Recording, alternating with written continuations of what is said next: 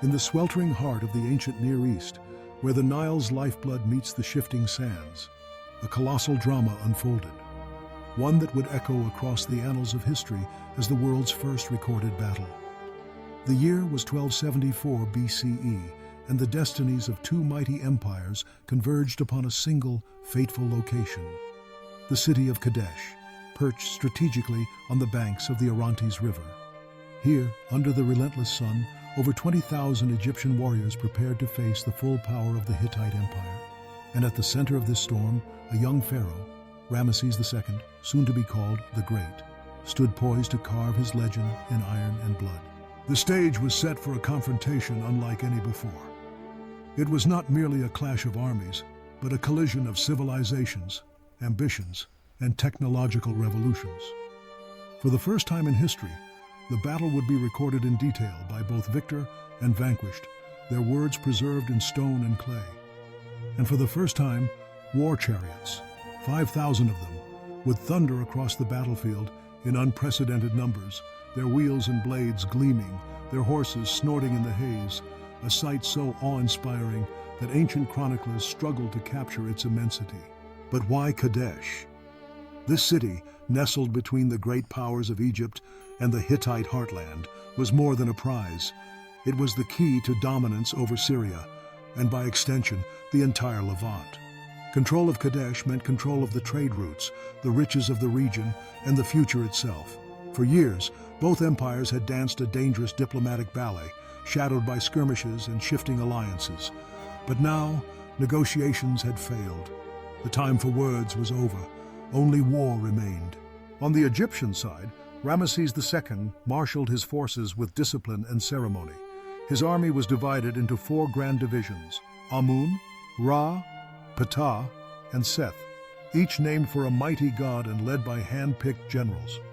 Their soldiers carried bronze-tipped spears, shields of wood and hide, and for the first time, iron swords, stronger, sharper, a technological leap that would change the art of killing forever. The Egyptians believed themselves invincible, their pharaoh a living deity, chosen by the gods to bring order to chaos. Across the field, the Hittites were no less formidable. King Muwatalli II commanded a host drawn from every corner of his empire, Anatolia, Syria, and beyond. Their chariots were heavier, built for shock and impact, manned by teams of 3, driver, archer, and shield-bearer. Their warriors wore scale armor, wielded iron axes, and bore the crescent-shaped shields that marked them as Hittite elite. And hidden within the city's walls and nearby forests, Muwatalli had prepared a secret, a force of reserves waiting to spring a devastating ambush. As dawn broke over the plain, the tension was palpable.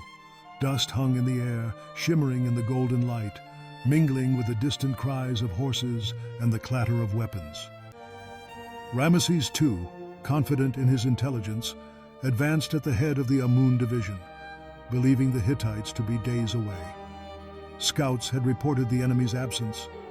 The path to Kadesh seemed clear, but deception was afoot.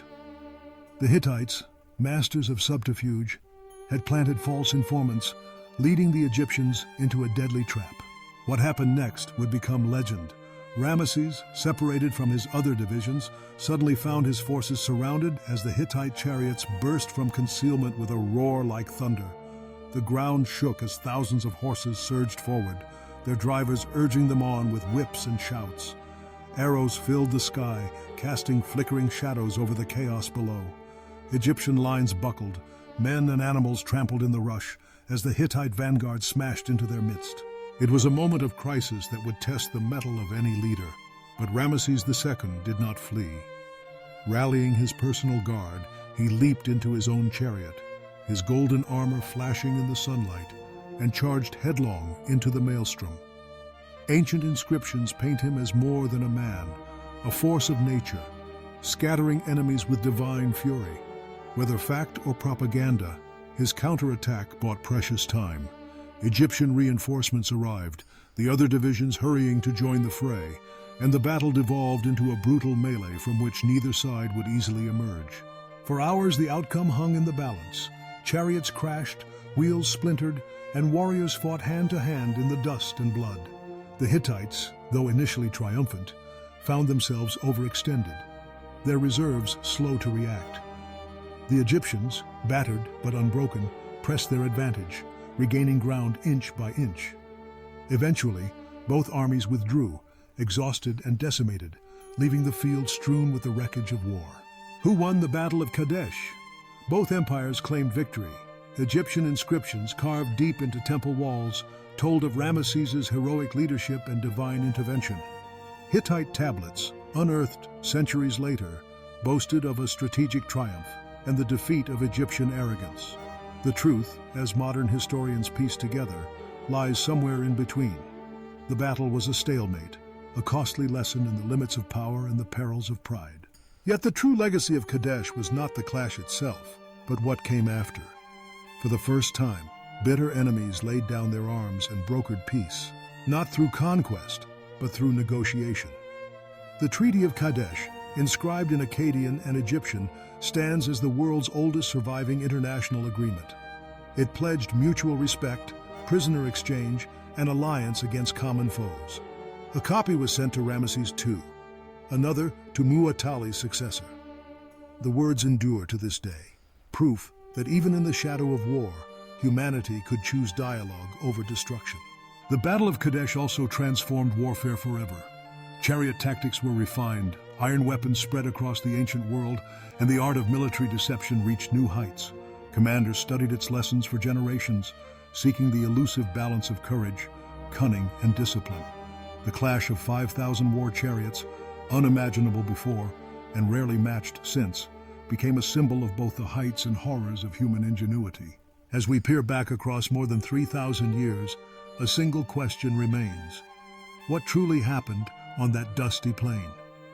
The stones and tablets tell their stories, but the deeper mysteries persist. How did Ramesses II survive the ambush? What secrets did the Hittite king conceal? Did the peace treaty truly end the hostilities? Or did it merely pause the eternal struggle for dominance? The answers lie buried beneath centuries of sand and silence. Yet the echoes of Kadesh continue to shape our understanding of war, peace, and the fragile line between civilization and chaos. In its aftermath, the ancient world was never the same. The empires endured, but the memory of that epic clash, of thundering chariots, shattered spears, and the first attempt at lasting peace, reminds us that every conflict holds the potential for transformation. In the end, the Battle of Kadesh is more than just a record of violence. It is a testament to the complexity of human ambition, the evolution of technology, and the enduring hope for resolution. It stands as the first great drama of war preserved for all time, an epic that challenges us to look deeper, question assumptions, and seek the truths hidden behind the legends. And so the dust settles, the chariots fade into myth, and the voices of Ramesses, Mu'attali, and their warriors whisper through the ages. The world's first recorded battle fought for glory, survival, and the promise of peace.